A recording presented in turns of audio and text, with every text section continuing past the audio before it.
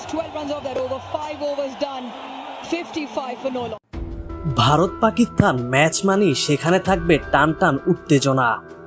দুই দেশের মধ্যে ঘটে যাওয়া যুদ্ধের রেশ যেন খেলার মধ্যেও বিস্তার করছে। যেমন গত ম্যাচ শেষে পাকিস্তানের খেলোয়াড়দের সাথে হাত মেলায়নি ভারতের খেলোয়াড়রা। আর এই ম্যাচের আগে প্রেস কনফারেন্স বর্জন করেছে পাকিস্তানের অধিনায়কও। দুই দেশের মধ্যে চলমান উত্তেজনা খেলার মধ্যেও পড়বে, সেটাই স্বাভাবিক। তবে শেষ কয়েকটি ম্যাচে পাকিস্তান যেন পাত্তাই পাচ্ছে না ভারতের কাছে। আজকেও 172 রানের টার্গেটে ভারত শুরু থেকেই খেলে অ্যাটাকিং ক্রিকেট, বিশেষ করে অভিষেক শর্মা।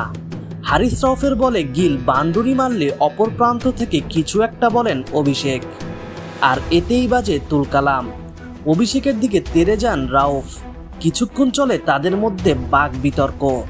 এরপরে বাংলাদেশি আম্পায়ার মুকুল এসে পরিস্থিতি সামাল দেন। তবে বিষয়টা একটু বেশি হয়ে গেছে কিনা আপনারা কি বলেন?